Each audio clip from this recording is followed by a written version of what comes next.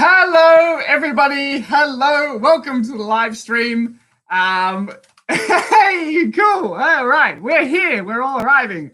Guys, really quickly, I'm just going to share this link in Facebook, which is a thing I have to do when I start a live stream.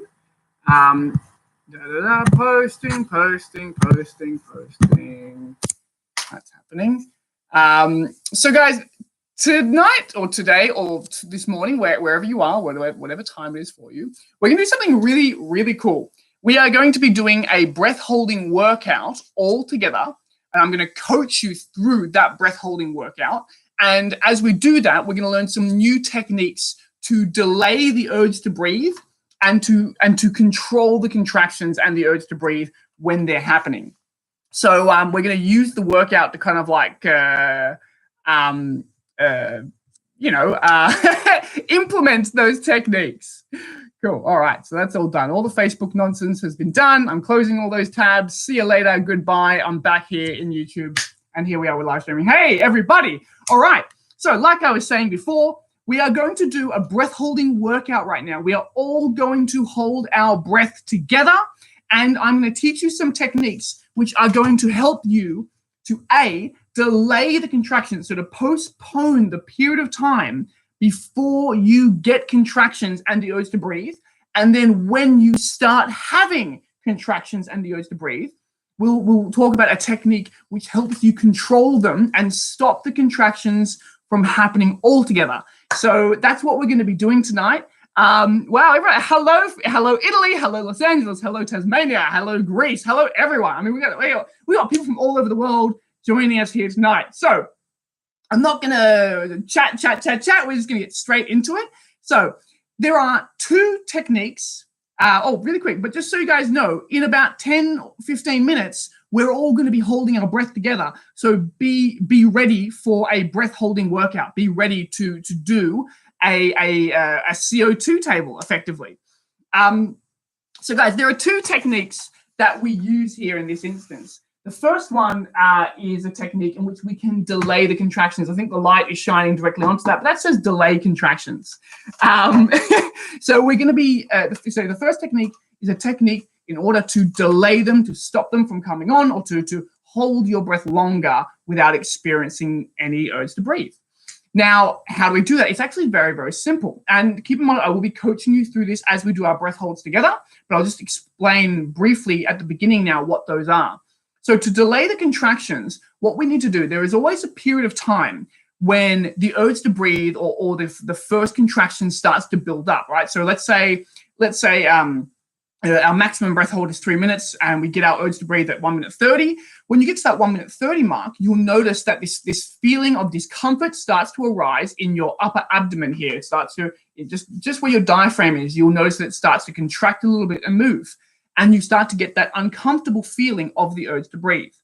When that happens, you need to force a relaxation down in your diaphragm muscle and also your abdominal wall.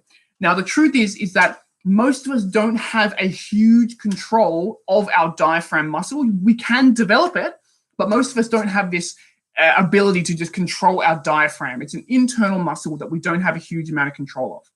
But we are able to control our abdominal wall. So we're going to be focusing on when that feeling of the urge to breathe begins, we're going to force a relaxation and disengagement to disengage the muscle of the abdominal wall and then hopefully of the diaphragm underneath behind it. So that's how we're going to postpone the contractions. So what happens is the urge to breathe begins to rise, and then you force the relaxation on the diaphragm and the abdominal wall, and the urge to breathe goes away. And then it will come back, and then you can force the relaxation again, and the urge to breathe goes away. Now, maybe after 2 or 3 times doing this, there's nothing you can do. It'll happen. The contractions will start, and the urge to breathe will begin, and all that kind of jazz. But it's a way that we can delay it. Now, when we are having contractions, once the urge to breathe has begun, when we are having contractions, what we are using is a separate technique, which is called the tongue block, or some people refer to it as a banda lock, but I'm just going to refer to it as the tongue block technique. Now, the tongue block technique is actually very simple. What we do is we put our tongue in a T position, push out, so the front of the tongue making contact with the front of the roof of the mouth. And then we press the rest of the tongue up against the roof of our mouth. So we like smash the tongue up against the roof of the mouth. And while we're doing this, we lift up the larynx slightly, not like a full, like we don't lift it up fully as if we were equalizing, but we lift it up slightly. So the tongue goes right up against the roof of the mouth and the larynx lifts up slightly and we hold that tension. Now, as we're doing that, as we're holding the larynx up slightly, as we've got the tongue smashed up against the roof of the mouth, we also keep the slightest amount of tension or the slightest amount of engagement in the diaphragm itself. Now, once again, like I was saying before, is that not all of us have a really strong innate control of our diaphragm. There was dinner of our diaphragm muscle. So instead, what we can do is focus on controlling and relaxing the abdominal wall, and that will radiate the control. Sorry, not control. Engaging in this case, when we're talking about controlling contractions, we're talking about engaging the abdominal wall. So we can focus on engaging the abdominal wall just slightly. It's not like you don't tense it; you just slightly engage it, and then that engagement will radiate down to the diaphragm below underneath it. So that is called the tongue lock. So just really quickly again. When the contractions are coming, we can postpone them and delay them by forcing relaxation down onto the abdominal wall and the diaphragm to stop the contractions from beginning. When the contractions have begun, we use the tongue block technique. So we keep a slight amount of tension in the abdominal wall and the diaphragm underneath, and we push our tongue right up against the roof of the mouth. Now, what's going to happen is this. When you are engaging the tongue block technique, so when you've got the tension here and you're pressing the tongue up against the roof of the mouth, what will happen is the contractions will stop. You will stop having any contractions or respiratory contractions, but the urge to breathe, the feeling of discomfort, that feeling of wanting to breathe will increase. So this is the trade-off. Now, so we hold this. So this is how we use the technique. We hold the tongue block technique and the contractions stop. And then the urge to breathe rises and rises slowly. And then when the urge to breathe is too great, we release the tongue block. The urge to breathe drops away dramatically. You barely feel the urge to breathe for a moment. And you have a contraction. And it's as if having the contraction is the relief. Now, what effectively we're doing here with the tongue block technique is we are stepping into control of the contractions. One of the things that makes people dislike the contractions is that they feel like they're at the mercy of them. They feel like they're not controlling them. They feel like they're not the ones that are in charge here and things are just happening and they just have to deal with it. But when you control the contractions, when you decide when you have a contraction, how many contractions you want to have, and when you decide when you experience an intense urge to breathe or for how long you experience an urge to breathe for, then you are in control of your breath hold and you feel confident and you feel better about the whole thing. Cool? All right. So those are the two techniques that we're going to be using tonight. Now, tonight we're going to be doing a CO2 table in which we're going to be doing 8 breath holds. So if you have a nose clip, if you have a nose clip with you, or if you have a nose clip, now is when you want to go and get it, because very soon we're going to just get straight into some pre-breath hold breathing exercises. We're going to do a little bit of stretching, but I personally don't do a whole lot of stretching before my breath holds. And then we're going to get straight just stuck into this. So this is going to be really cool, in my opinion. We're going to have, 100 or 200 people all around the world in different locations, all doing breath holds together. It's like going to be a worldwide apnea workout. It's going to be sick. Now, as we're doing those breath holds, I'm just going to be coaching you guys through. So when the breath holding component begins, you don't have to be watching the screen or anything like that. You can just have your phone or your computer or whatever you're using running, and you just pay attention to my voice. You just follow me through the sound. Someone says, does a closed peg work? Yeah, why not? No. If you don't have a nose clip, you can do everything without it. Like you can just hold your breath and hold it. It's just a little bit more comfortable with the nose clip there. That's all. You don't have to be as in control of the muscles in your mouth when that's going on. That's all. All right. So now, guys, we will have time at the end of this live stream for like a brief Q&A. We'll talk about what happened. We'll talk about what it all felt like and all that kind of jazz. So we'll hold the questions for the end. But for now, we'll just get stuck into this thing. All right. So everybody, let's get ourselves into a comfortable sitting position or a comfortable laying position, whatever works for you. If you want to do these exercises, sitting or laying, it doesn't matter. Now, I always like to start my my breath holding workouts with a period of time where I just do some breathing. Now, I'm not a big fan of what I would feel is like any form of like aggressive lung stretching before breath holding workouts. I like to warm up gently. So what we're going to do is just 2 minutes of stomach breathing, just belly breathing. So what we're going to, as we breathe into our stomachs nice and easy over the course of 2 minutes, we're going to warm up the respiratory muscles. So it's going to feel a lot more comfortable when we take that big final breath at the end.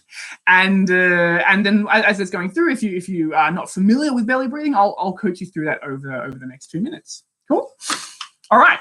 So we'll begin our 2 minutes in 3, 2, 1, and let's begin. 2 minutes, guys, of belly breathing. Breathing with the mouth.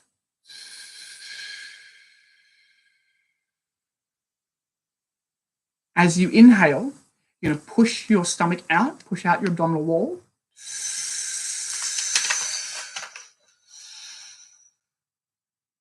And then as you exhale, you just relax and let the stomach just settle back into its neutral position. And then don't push too hard in the beginning, especially if you haven't been doing a lot of stomach breathing lately. We're just going to slowly warm up these muscles so it feels comfortable when we start taking our large breaths.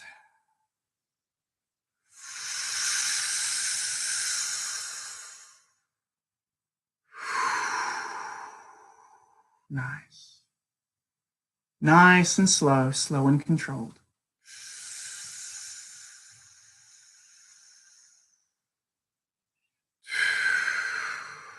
It's been just over 1 minute now, just breathing into the stomach.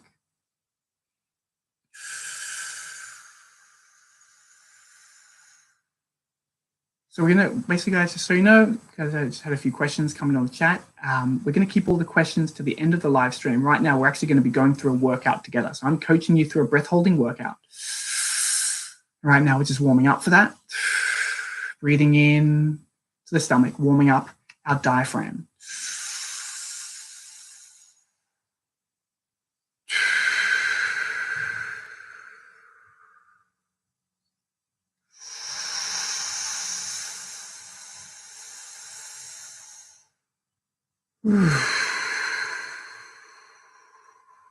Good. That's right. If anyone does feel lightheaded, just slow the breathing down. Good work, lasagna, ravioli. one of our favorite commenters here. Good. All right. Now, guys, that's been 2 minutes of stomach breathing. So now let's relax. I'm going to shift to the chest. When we're doing that stomach breathing, ideally our chest wasn't moving at all. It was just the stomach. Now what we're going to do is we're going to inhale into our upper chest. And as we do, we're going to tilt our chest or bring it forward. So what happens here when I breathe deep into my upper chest is I'm not pulling my shoulders back, I'm not lifting my shoulders up. My shoulders and the rest of my body remains neutral and the same. I just move my chest forward as I inhale, and I relax it back down to neutral as I exhale. And it looks like this.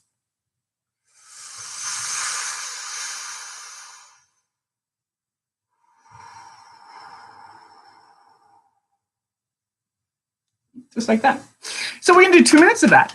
We're going to be getting the muscles up here in the chest warmed up, firing, ready to go for our breath holds. So we will begin in 5, 4, 3, 2, 1. 2 minutes now of chest breathing, breathing just into the chest as deeply as you can without getting tense.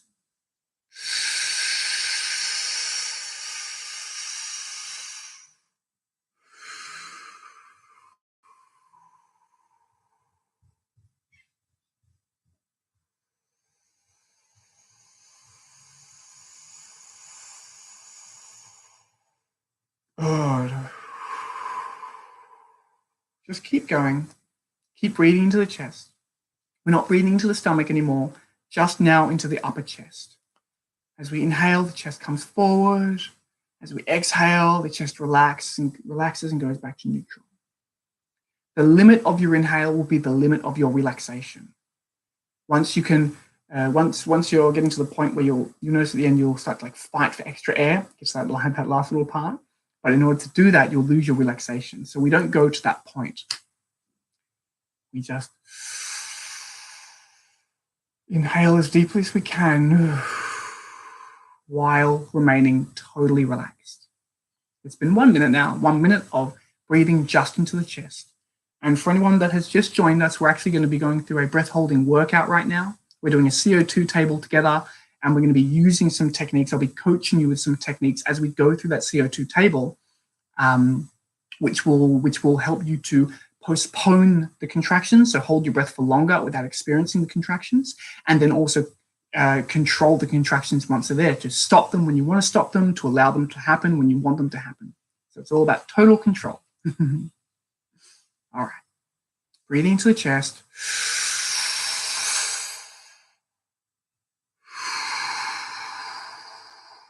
You can do this sitting down or laying down, either is fine.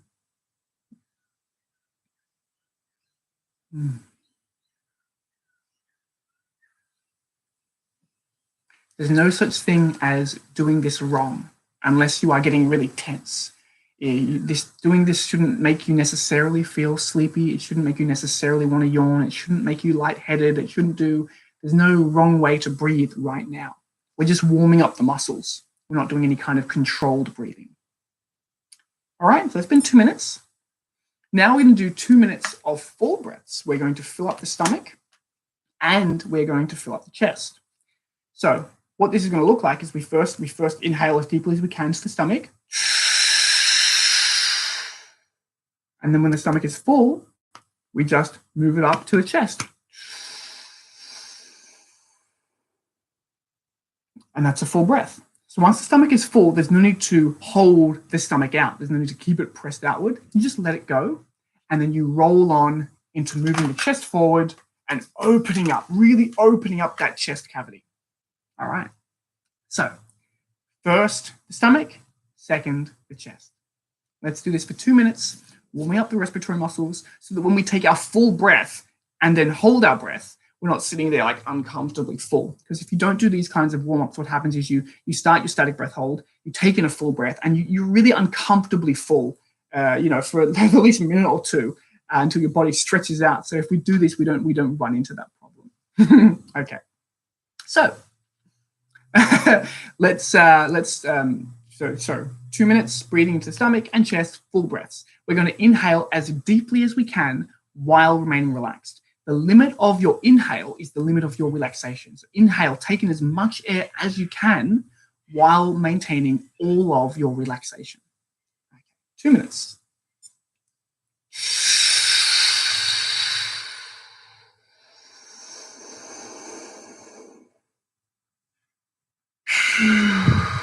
And just let it all go. We're not controlling the times of our inhales, the times of our exhales. We're just breathing to warm the muscles up.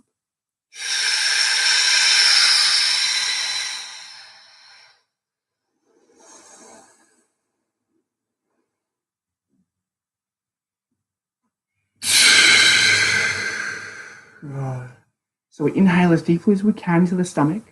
Then once the stomach is full, we just let the stomach go. We don't suck it in. We don't keep it pushed out. We just relax it totally. And then we engage the chest and we open up the chest and inhale deeply into the chest.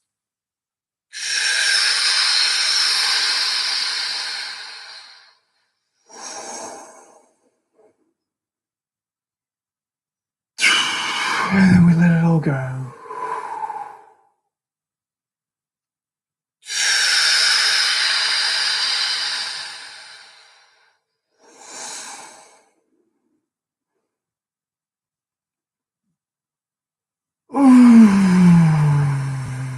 Good, and we let it all go. Now just continue this. We've been doing this for almost a minute and a half, so we have another 30 or 40 seconds to go. Full breaths. Nice. hot in my studio.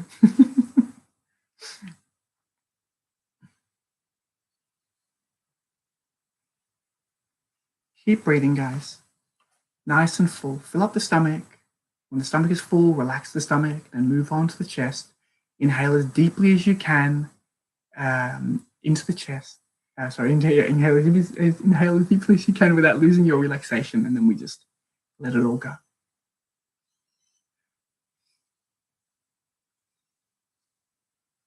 All right. That's been 2 minutes. Good work. So what we're going to do now is a little stomach and diaphragm stretch. This is called a stomach vacuum, or in the land of yoga, it's called an Uddiyana Bandha.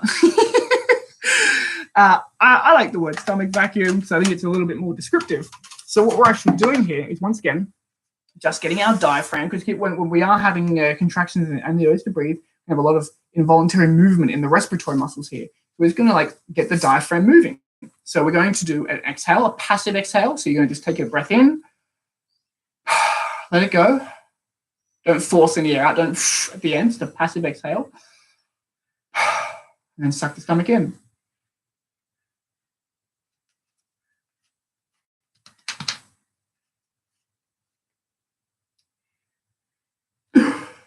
And you're just going to hold that for about 5 or 10 seconds, and we'll do it again. So now let's do this all together. Now, if you can't just suck the stomach in, a little cheat that you can do is, after you do a passive exhale, is you simply just lift the chest really high up. And as you lift the chest high up, it's going to cause a vacuum here down in your upper abdominal. I'll show you what that looks like. So this is me doing just lifting the chest up, not sucking the stomach in.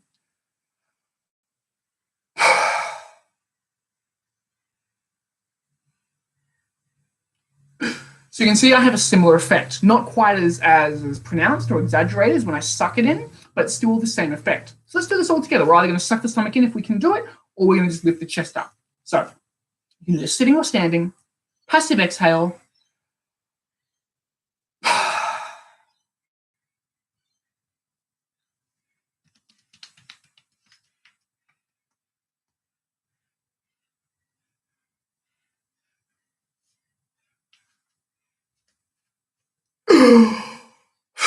And then breathe. We'll do it one more time.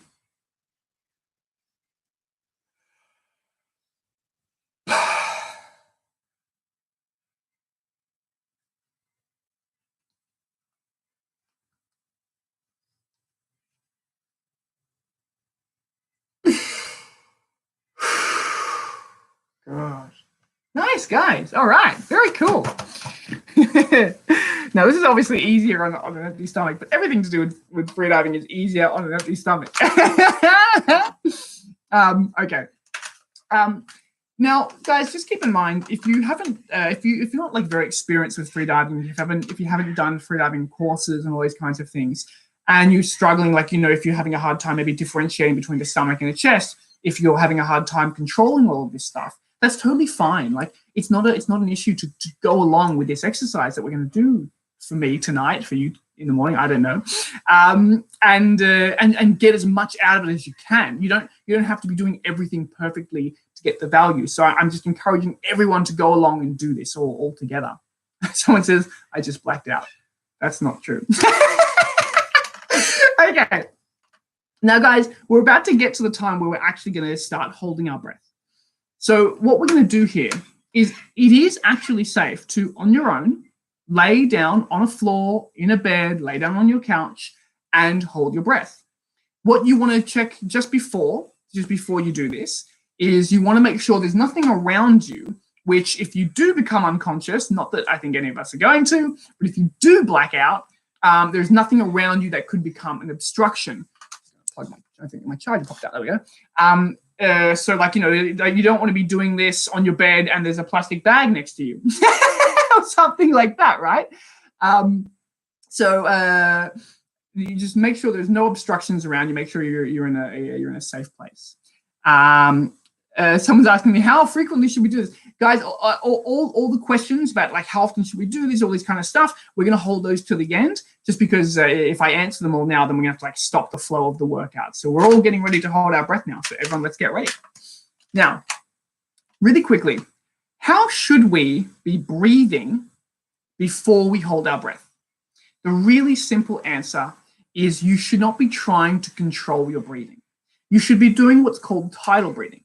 Tidal breathing is the breathing that your body does involuntarily when you're at rest. So when you're not thinking about your breathing, when you're if someone's just saying, is it okay to do this sitting? No, this definitely has to be done laying down. And you can do it reclining, but don't do this sitting up. Laying down, please. Let's not have any accidents. I don't want that on my hands. But before we take our final breath, before we do our breath holds, we want to be breathing as if we were trying to fall asleep. That's what we're going for here. Breathing as if we were trying to fall asleep. We're going to be breathing really slow, really shallow, and really, really relaxed. That's what we're going for. But I'm going to be counting you guys down because we're all going to do these breath holds together. Yeah, get ready. 10 seconds. 5, 4, 3, 2, 1. Take your final breath, and then we all take a final breath together, and we go for it. Cool? That's how we're going to be breathing before our breath holds. Now, how long should we be holding our breath for? As long as you're comfortable. That's like when it comes to breath holds, we only ever hold our breath to the point where we're not comfortable to keep going. Now, what we're going to be doing tonight is exercises which are designed to increase our comfort with the urge to breathe, with having contractions and things like that. But if you get to the point where you're having some contractions or you're having an urge to breathe and you're not comfortable, that's when you start to breathe. If you're having some contractions and you're having an urge to breathe and you still feel totally fine, then you can keep going. So that's how we're going to measure this. That's how we decide. The second you're not happy, start to breathe. Cool? Now, the exercise itself that we're going to do 8 static breath holds. Now, we're all going to be holding our breath together at the same time. We're going to be doing what's called a set departure table. Now, of the 8 static breath holds, what that means, set departure means that we're going to start a breath hold every 4 minutes. So every 4 minutes, we have to start a new breath hold. You decide whenever you hold, how long you hold your breath for. So for example, let's say it's the first breath hold, and we all start at 4 minutes, and you start breathing after 1 minute 30. That means there's 2 minutes 30 before the next breath hold. So you have 2 minutes 30 recovery and to breathe before the next breath hold begins. And then on the next one, you'll be more warmed up. So maybe you'll do a breath hold of 1 minute 45. And that means you have 2 minutes and 15 seconds to breathe before the next one. And so on and so forth. If you hold your breath for 3 minutes, you have 1 minute to breathe before the next one, because every 4 minutes, we're going to start a new breath hold. Now, we're going to be doing 4-minute intervals for the first 4 breath holds. And then for breath hold 5 and 6, we're going to be going at 5-minute intervals. And that's going to give those people who are going to have some longer breath holds time to push forward a little bit more. And for the last 2, we're going to be going at 6-minute intervals. So we'll give those people who are a bit more experienced time to push forward even that little bit further. Now, if you get to the last 2 and we're going at 6-minute intervals and you only hold your breath for 2 minutes, that's not a problem at all. It just means you've got 4 minutes recovery before the next breath hold, and that's not a problem whatsoever. You just relax, breathe, and get ready for the next one. So that's how we're going to be doing this. But just all you need to do is just follow my voice. So yeah, that's about it. That's all the explanation that we really need here. So we're tidal breathing nice and relaxed before our breath holds.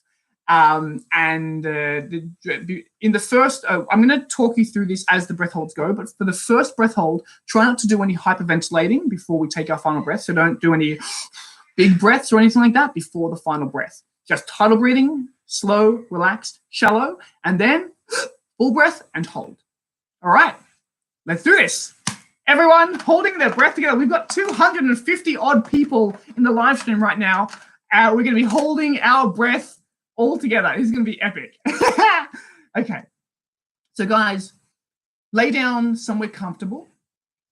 I'm going to put my relaxing, soothing, static breath hold voice on. All right. So everybody, you now have 2 minutes to breathe before our first breath hold begins. So during this 2 minutes, we are just breathing super relaxed, super shallow. We're breathing as if we were trying to fall asleep. If you do have a nose clip, put your nose clip on now If you don't have a nose clip, that's not a problem at all. You can do this exercise without it. Nice and relaxed. Breathing slow, breathing shallow, breathing relaxed. Disengage all the muscles in your body and be still. Let's try to move as little as possible. Everything is quiet. Everything is still. Everything is relaxed. Good.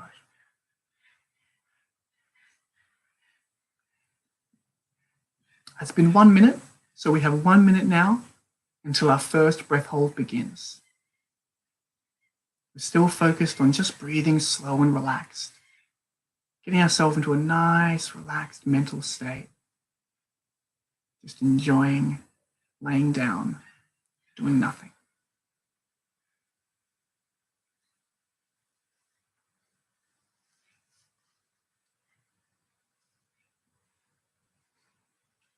"30 seconds, 30 seconds until our first breath hold.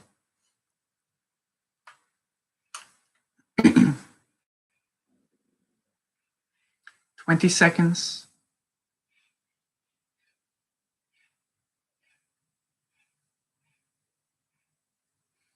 10 seconds. Let's get ready for that final breath. And taking our final breath in 5, 4, 3, 2, 1. Full breath. As deep as you can inhale without losing your relaxation, and then hold. The first thing you're going to do now after you've taken that huge full breath is you're going to move your mind down to your stomach. We're going to make sure our stomach, our abdominal wall, is totally disengaged and totally relaxed. And we're going to move our mind to our diaphragm muscle underneath and make sure our diaphragm is loose and relaxed. And that allows our stomach to just pop out ever so slightly. Stomach should be popped out and loose. And move your mind up to your chest. Let's make sure our chest is totally disengaged, totally relaxed, that we're holding no tension whatsoever in our chest. And then we're going to move the mind to the shoulders. Let's make sure our shoulders are totally disengaged, that the shoulders are falling heavily, heavily down into the floor. That's been 1 minute already. Now move the mind back to your shoulder blades. Make sure the muscles in your back are totally disengaged. Make sure they're relaxed. Make sure that those muscles in your back is sinking down into the floor. And the same for the muscles in your spine. Make sure your spine and the muscles around it are all disengaged and all relaxed. Now we're going to move the mind to the back of the neck, making sure the neck muscles are also disengaged, making sure they're relaxed. It's been 1 minute 30 already. And then we're going to make sure the throat is relaxed and the jaw and the muscles in our face, making sure that everything around our head is relaxed and our head itself just falls heavily down into the floor. Good.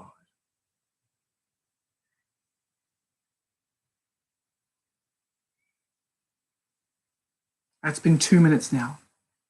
Now, for anyone who's still continuing, if the urge to breathe has begun, if the contractions have begun, we can use the tongue block technique to stop the contractions. We keep a slight tension in the stomach and we press our tongue up against the roof of the mouth quite firmly, and that will stop the contractions from happening.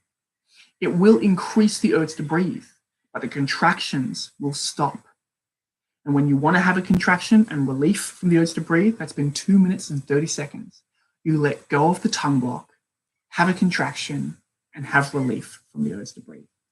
Now we have 1 minute and 20 seconds of breathing time, if you are breathing, before the next breath hold begins. 2 minutes and 45 seconds so far.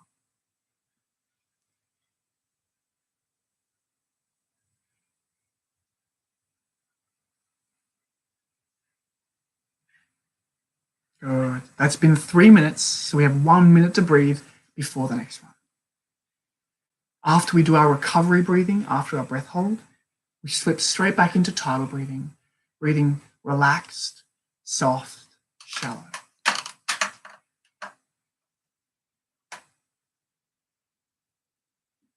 Tidal breathing all the way up to the end. I'm not going to do any hyperventilation. I'm not going to take any deep breaths before the last breath. Just tidal breathing, nice and relaxed. 30 seconds. In 3 minutes 30, we have 30 seconds before the next one. 20 seconds.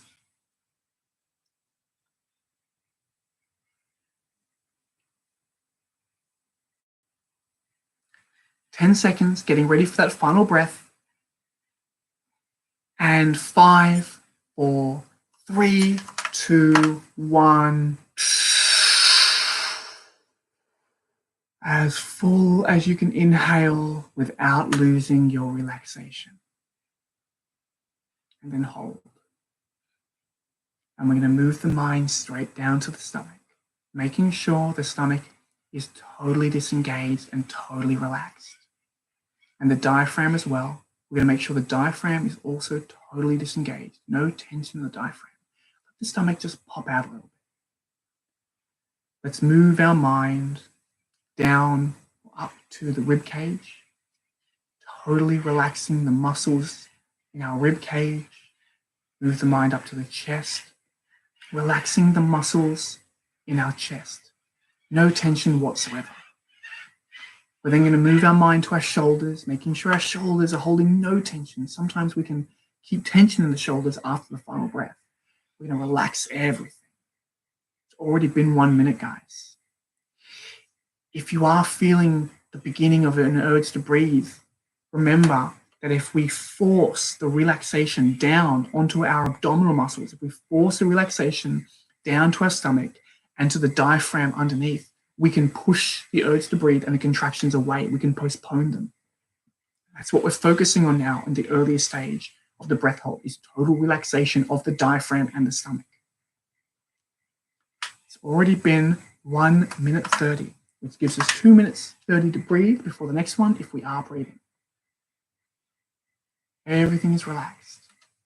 And we are focused on keeping a total disengagement, a total relaxation of the stomach and the diaphragm. When the contractions begin, the diaphragm will start to tense up a little bit on its own, and the stomach will as well. But if we force the relaxation down there, we can stop that from happening. It's been 2 minutes, which gives us 2 minutes to breathe before the next one. Good. If we are having an urge to breathe, we use the tongue block technique to control those contractions.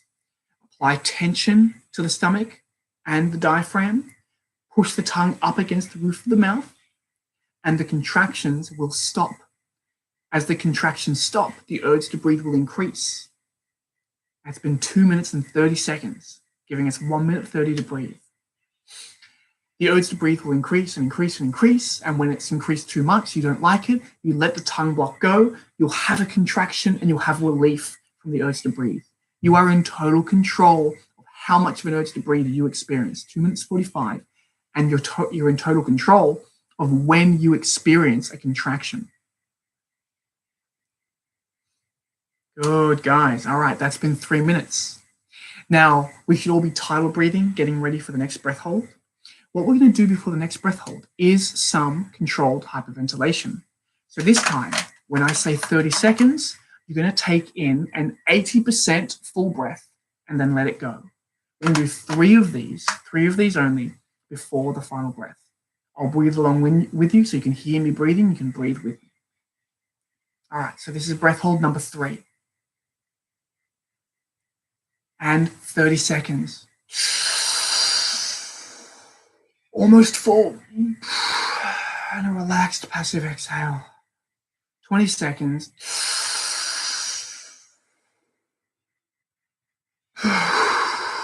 Relaxed passive exhale.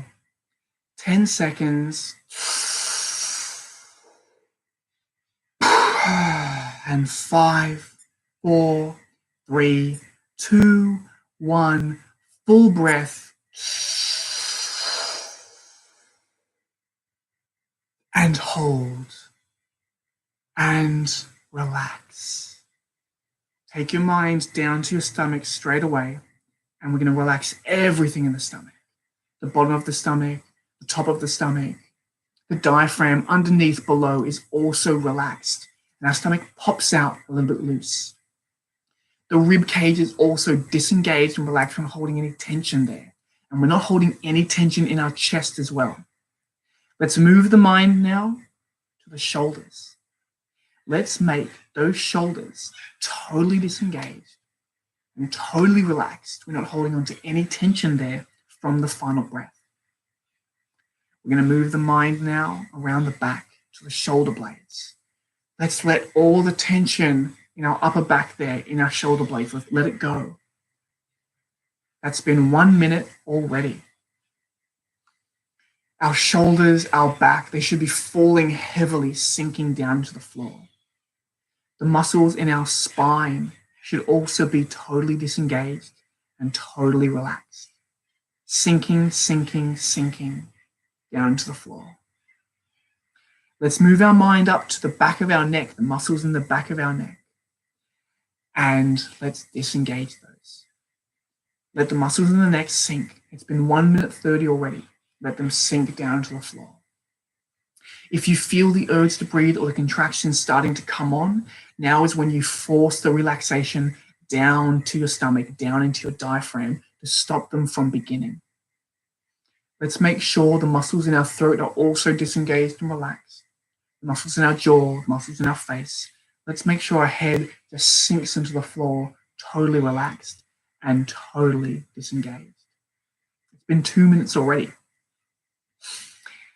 Now, if we are having any contractions or if we are having any urge to breathe, we can control that. We can decide when we have contractions. We can decide how often we have contractions, how many contractions we're going to have. We stop the contractions by applying the tongue block technique.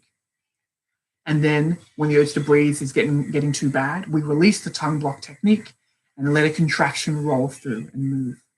That's been 2 minutes and 30 seconds. 2 minutes 30.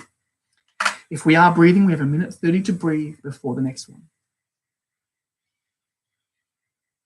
Controlling the contractions. It's been 2 minutes 45. Deciding when and where, how often we're having the contractions.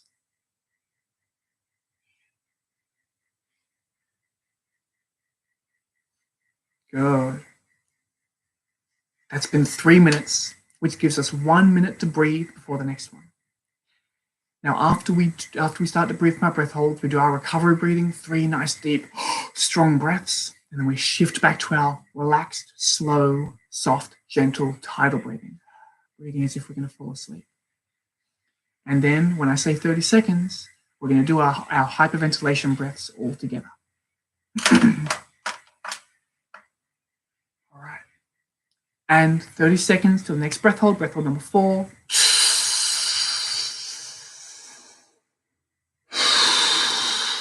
Letting it all go. 20 seconds.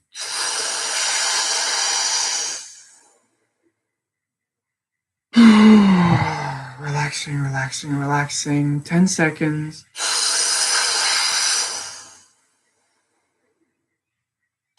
And 5, 4, 3, 2, 1. Full inhale. Inhaling as deeply as you can without losing that relaxation. You've got to maintain that relaxation. And then we hold. We remain totally still in our body, trying not to move at all. And we move our mind straight down to our stomach.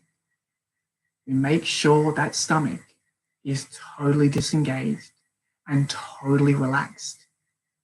We make sure the diaphragm below is also disengaged and relaxed, that there's no tension there whatsoever. We move the mind now up to our rib cage, relaxing everything on the way, making sure there's no tension in the chest. No tension in the chest, no tension at all in the shoulders after having taken that big final breath. The shoulders, the back, the chest, everything just falls down into the floor. It's been 1 minute already. We're going to make sure that our shoulder blades are also relaxed, that they're heavy, that they sink down into the floor. We're going to make sure the muscles in our spine are relaxed, heavy, sinking into the floor, with no tension whatsoever. If we are starting to experience an urge to breathe, we delay that urge to breathe. We delay the contractions. It's been 1 minute 30, guys. We delay it by forcing our relaxation down onto our abdominal wall and our diaphragm. It'll push the contractions away for a period of time. They'll come back, and then we push them away again. The back of the neck is relaxed, it's disengaged. The face, the jaw, the head, everything is disengaged, relaxed, and slack and just loose. That's been 2 minutes now. If we are having any contractions or the urge to breathe, we use the tongue block technique. We hold the tongue block, the contractions stop, but the urge to breathe will increase. We release the tongue block, the urge to breathe decreases dramatically, and we allow ourselves to have a contraction. We are in control of the contractions. We decide when they happen and how often they happen. That's been 2 minutes 30, guys. 2 minutes 30. Everything disengaged. Everything relaxed. That's been 2 minutes and 45 seconds. We're all of totally different experience levels here. Some of us are going to hold our breath for 1 minute, some for 3, 4, 5, 6, it doesn't matter. Good. That's been 3 minutes now, controlling those contractions. Simply put, the more we train, the more we hold our breath, the better we get.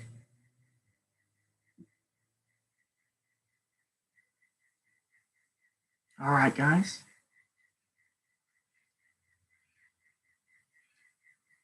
We're getting ready now for breath hold number 5. So this means that we are going now at 5-minute intervals. So it's been 3 minutes and 30 seconds now if you are still holding your breath. We have 1 minute 30 to breathe before the next one. Good. After our recovery breathing, it's been 3 minutes and 45 seconds for anyone still going. We shift immediately back into tidal breathing, relaxed, shallow, passive breathing, breathing as if we were trying to fall asleep. For anyone still going, it's been 4 minutes, which means we have 1 minute to breathe before the next one. 1 minute before breath hold number 5.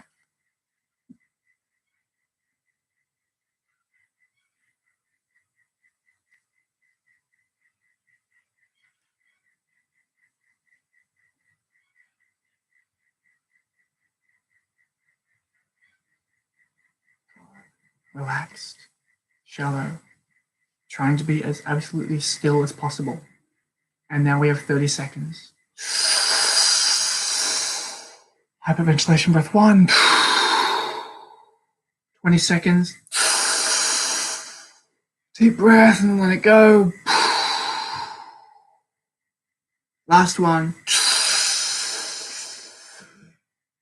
All right, guys.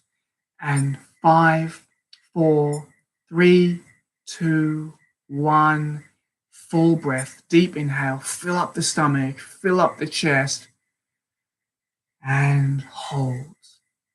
And straight away, let's focus on relaxing our body. Let's make sure our stomach, let's make sure our diaphragm are totally relaxed and disengaged. It should all just be loose.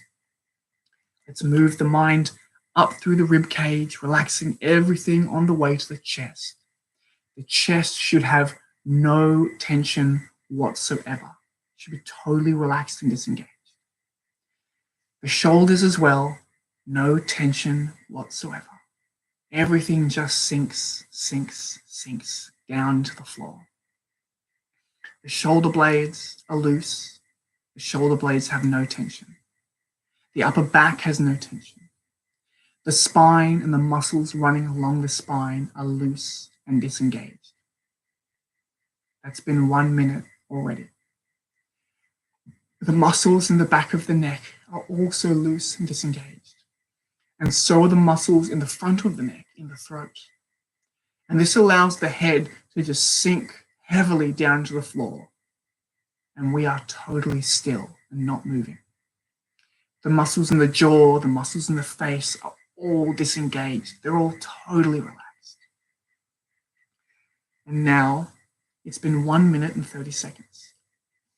If we are having any urge to breathe, or if we feel the urge to breathe beginning, we can delay it, we can postpone it. We can force relaxation down onto the abdominal wall and onto the diaphragm, and we can stop the contractions from happening. We can push them away.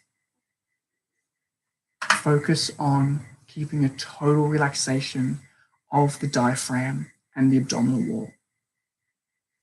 It's been 2 minutes.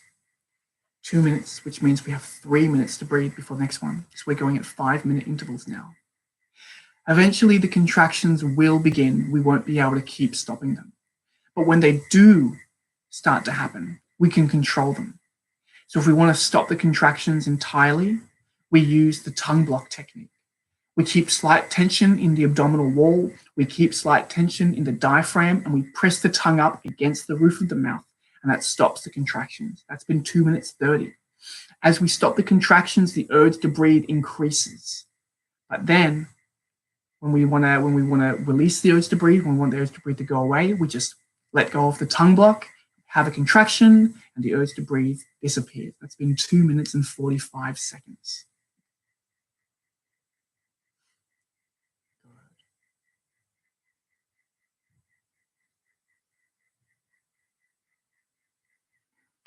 It's been 3 minutes, guys. Control the contractions. Stay in control. Decide when you have them. Also, we don't necessarily want to be pushing for big breath holds right now. We can save that for the last 2 breath holds we're going to do today, or this morning. That's been 3 minutes and 15 seconds. 1 minute 45 to breathe before the next one.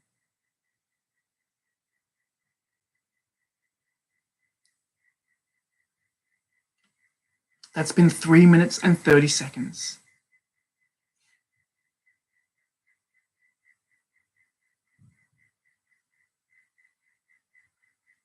Good. We've just hit 3 minutes and 45 seconds. Stay in control of the contractions. Stay in control of how intense you feel the urge to breathe. And that has been 4 minutes, which gives us 1 minute to breathe before the next one. So if we are breathing now, we're just doing tidal breathing, relaxed, shallow, passive.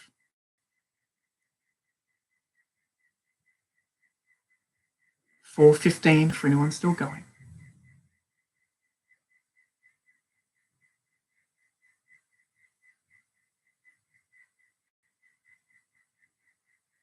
Breathing slow, breathing relaxed. And now we have 30 seconds, so we begin our final hyperventilation.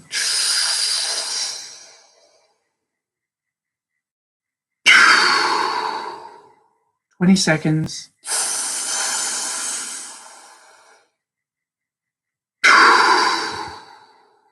10 seconds. And 5, 4, 3, 2, 1. Taking in a full breath, filling up the stomach, filling up the chest, inhaling as deep as we can without losing any relaxation. And then we hold, staying totally still, not moving our body. And now let's move the mind down to our stomach. Move the mind down to our abdominal wall. Let's move our awareness and our mind to our diaphragm. Make sure it's all totally relaxed and totally disengaged. Let's move the mind up through our ribcage to our chest and make sure our chest is totally disengaged. Let's make sure the shoulders have no tension in them whatsoever. Everything is loose and relaxed and sinking into the floor. That's been 1 minute already. Good.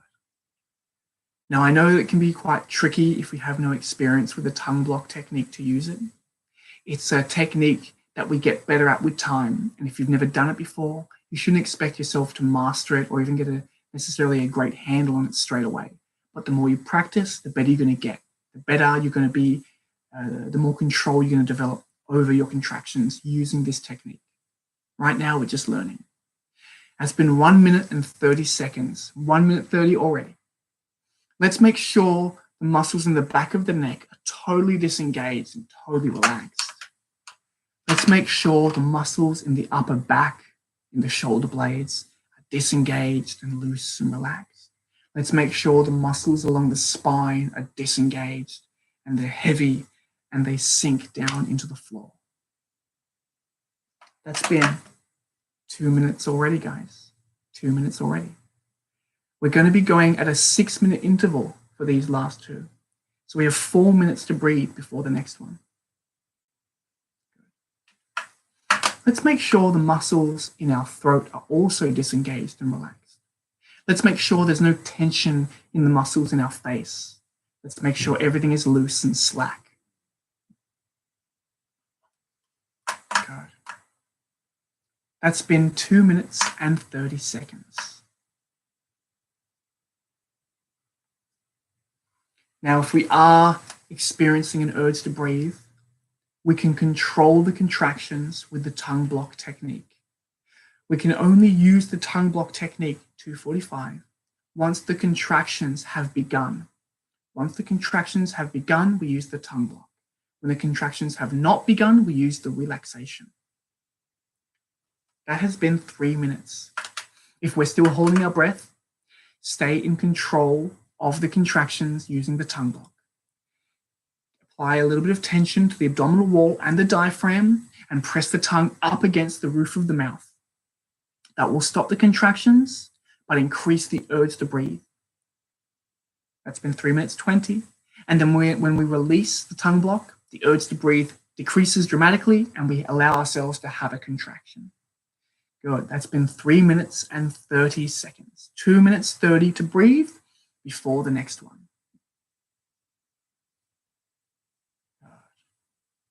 We're only holding our breath for as long as we're comfortable.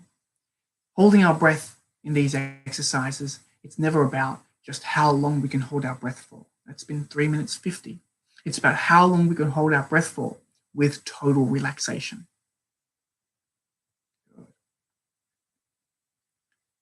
That's been 4 minutes, which gives us 2 minutes to breathe before the next one.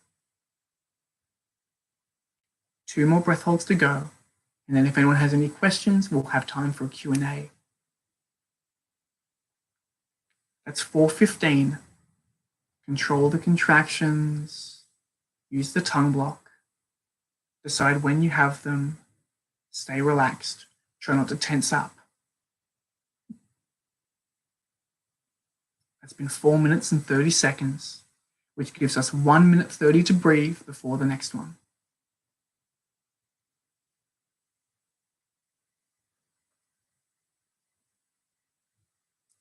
That's 4 minutes and 45 seconds, 1 minute 15 to breathe before the next one.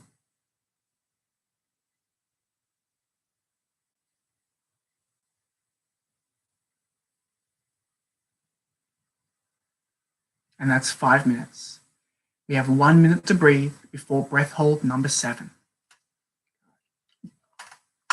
These last two breath holds are when we can allow ourselves to extend our breath hold a little bit further to see what we can do comfortably. We should have our nose clips on the whole time. All right, guys. 30 seconds before the next one.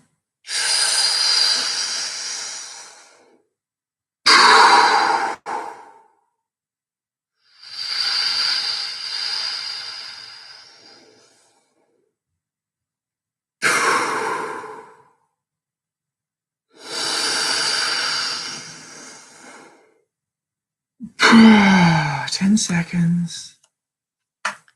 And 5, 4, 3, 2, 1. Full breath. Fill up the stomach. Fill up the chest. And then relax, relax, relax. We move our mind to our stomach. We make sure our stomach is totally relaxed and totally disengaged. We move our mind to our diaphragm, our internal respiratory muscle. We make sure that it is also totally disengaged and totally relaxed. When the stomach and the diaphragm are relaxed, our stomach should pop out slightly and feel soft. We move our mind up to our intercostal muscles in our rib cage, and we relax those too. We make sure our chest is totally disengaged and totally relaxed. We've already hit 1 minute. Let's make sure our shoulders are disengaged, that our shoulders are relaxed.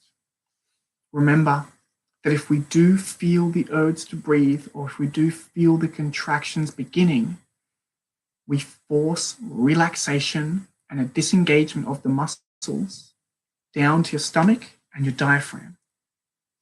When you do that, the contractions and the urge to breathe will momentarily disappear. That's been 1 minute and 30 seconds.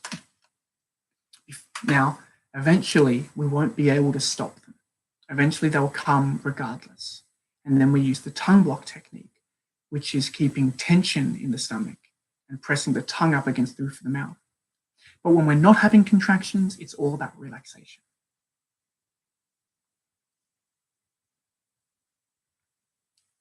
That's been 2 minutes already. Doing really, really well. Keep everything relaxed and disengaged. If we're not having contractions, make sure our diaphragm and our stomach are totally disengaged. If we feel the contractions beginning, force the relaxation down there to make them stop. And if we are having contractions because we won't be able to stop them forever, then we use the tongue block technique. Good, that's been 2 minutes 30 already. 2 minutes 30 already. Plenty of time for questions after we've finished our breath holding exercises. That's been 2 minutes 45. If we're having contractions or an urge to breathe, stay in control. Apply the tongue block, the contractions stop, but the urge to breathe increases. Release the tongue block, the urge to breathe decreases, and we have a contraction. That's been 3 minutes. 3 minutes, which gives us 3 minutes to breathe before the next one. The next one will be our final breath hold.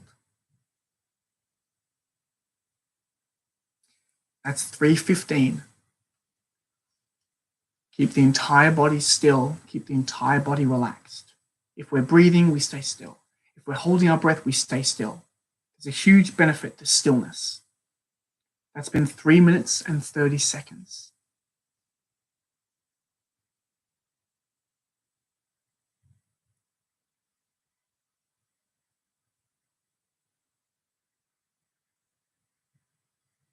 Good, that's 3:45. Sometimes it can be beneficial to count your contractions. I usually like to count them in a cycle of 5 so I don't count up to a large number that scares me. Good, that's been 4 minutes now, 2 minutes to breathe before the next one. I count, a contraction goes through, 1, 2, 3, 4, 5, and then I count again, 1, 2, 3, 4, 5, rather than counting up to a very large, intimidating number. That's been 4 minutes and 15 seconds. Good. We already have some amazing breath holds being reported. The last one, ideally, is going to be our longest breath hold. That's been 4 minutes and 30 seconds, which means we have 1 minute 30 to breathe before our final breath hold.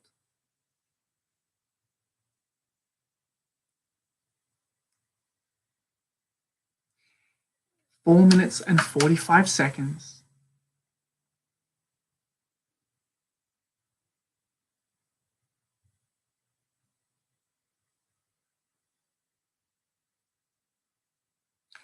And that has been 5 minutes. Good. We have 1 minute to breathe before the next one. So we should be tidal breathing now if we're breathing.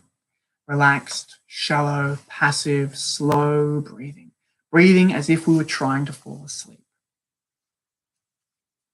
And very soon, we will begin our hyperventilation breaths.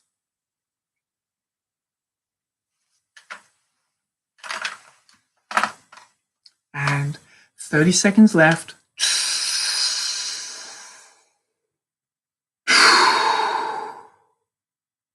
20 seconds.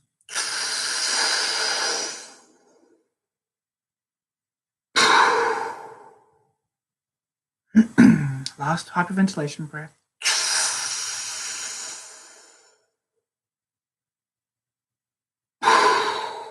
5, 4, 3, 2, 1. Take a nice full breath. Fill up the stomach.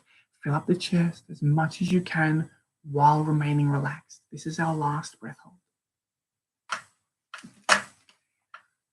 Now, after you've taken that breath, we're going to move our mind to our stomach, to our abdominal wall. We are going to make sure that our stomach is 100% loose and floppy and soft. We're going to make sure our diaphragm underneath, below, is also totally disengaged and totally relaxed. There's no tension there whatsoever. Let's move our mind now up to our chest and make sure we're not holding on to any tension there from that full breath. The mind now moves to the shoulders. No tension in the shoulders. We can sometimes hold tension there after that big final breath. If it's there, we're shaking it away. That has already been 1 minute. Our shoulder blades are relaxed and loose. Our spine and back muscles are relaxed and loose. The back of our neck is disengaged. The front of our neck is disengaged. Our jaw, the muscles of our face are slack and loose. Our head sinks heavily down to the floor. And we are totally still.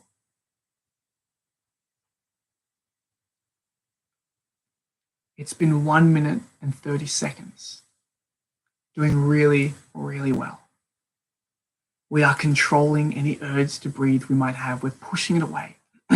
If we start to feel an urge to breathe or contractions begin, we force relaxation down onto the abdominal wall and the diaphragm to push them away, to delay them, to postpone them.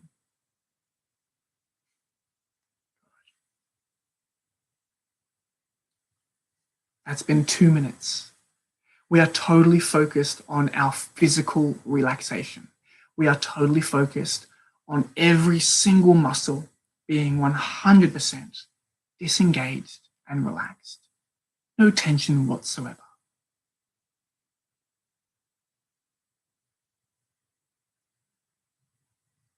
We're enjoying the peace of the breath hold.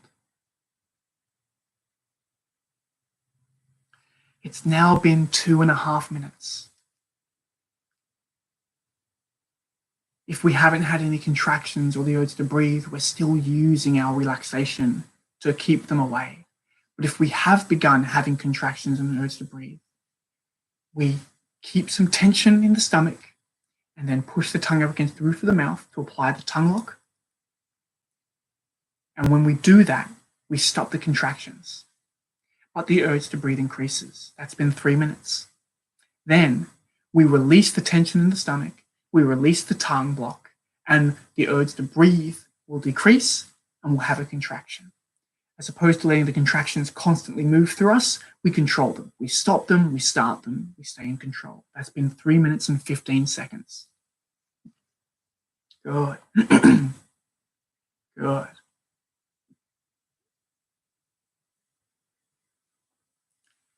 That has been 3 minutes and 30 seconds. If you've started to breathe already, let us know in the chat what times you got up to, what was your best time, and let us know if it was a PB or not.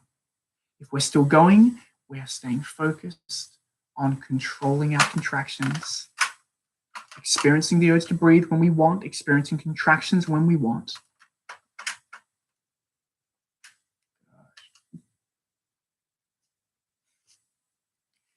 For those of us still going, that has been 4 minutes. 4 minutes already.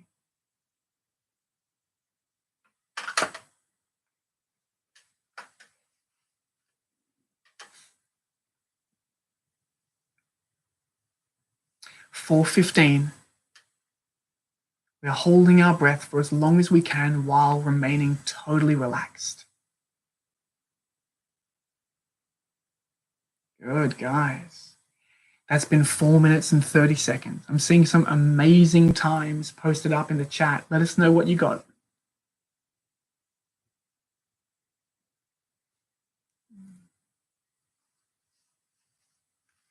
We have just hit 4 minutes and 45 seconds. Stay in control of the contractions. Apply the tongue block to stop them. Release the tongue block to let them happen. And for anyone still going, that has been 5 minutes. Now, if you're still holding your breath, I want you to now open your eyes. And we're going to keep our eyes open for the rest of the breath hold. With our eyes open, we'll be able to see if our vision starts to cave in, if we are getting hypoxic. That has been now 5 minutes and 15 seconds.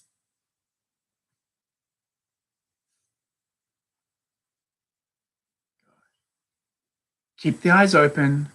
Count the contractions if you need to.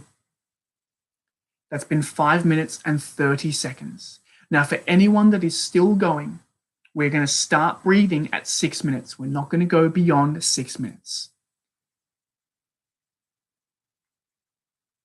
That has now been 5 minutes and 45 seconds. Keep the body totally relaxed. Keep the eyes open. And we are going to start to breathe. It'll be 6 minutes in 5, 4, 3, 2, 1. 6 minutes. Breathe.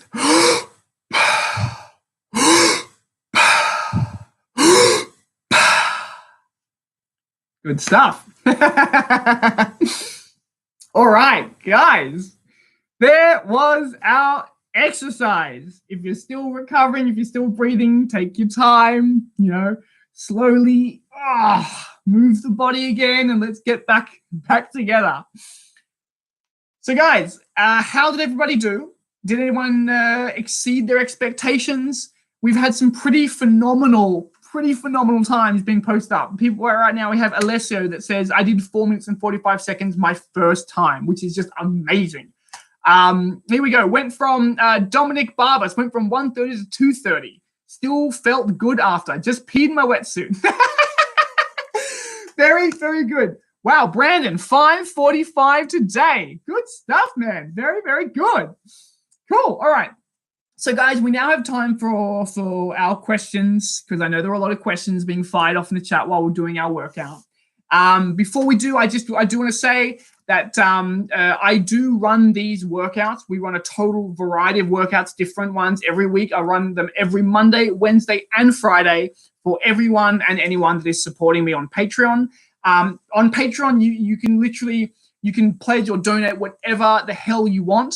You can pledge $2 a month, or if you do pledge $5 or $7 a month, you get access to some of the free diving manuals I've been creating there as well. But $2 a month gets you access to 3 live streams like this every week. And so while we're all in quarantine, we can stay together. We can keep training and stay active, and the community is really, really cool as well. So if you are interested in these style of workouts and doing this all together, I would really appreciate that. And then you can support on Patreon. You get access to them all the time.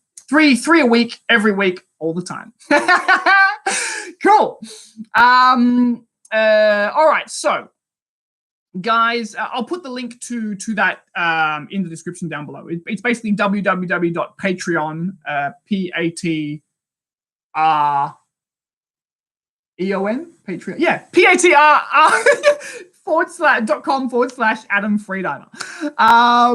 Okay, so now we have time for Q&A. So guys, okay, let me, we've got a lot of questions coming in. So let me just, I apologize if I can't get back to all of them. So don't forget that if you're a woman, don't be hard on yourself. Physiologically, it means you can't go as long as males. That is true.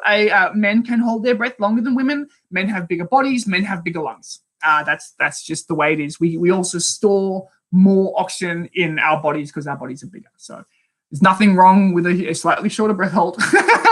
Anyway, Fedor says, "Hey Adam, did better last time at Deep Week." Yeah, that's okay. I mean, we're not always aiming for PBs, I suppose. I think like this style of workout as well is really for like developing control of the contractions and the urge to breathe and the tongue block technique. Now, I know a lot of people were having trouble with the tongue block technique. It's not something you learn straight away, but the more you practice with it, the more you'll find that you can actually completely control your contractions, and it's really, really amazing.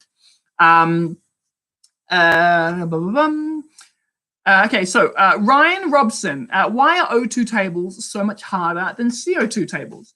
Well, the answer well, they're not always. It depends on the CO2 tables. Like, it depends how hard you make the tables. But most of the time, when you're targeting your hypoxia and doing an O2 table, we're doing longer breath holds. So that's why they're typically more challenging.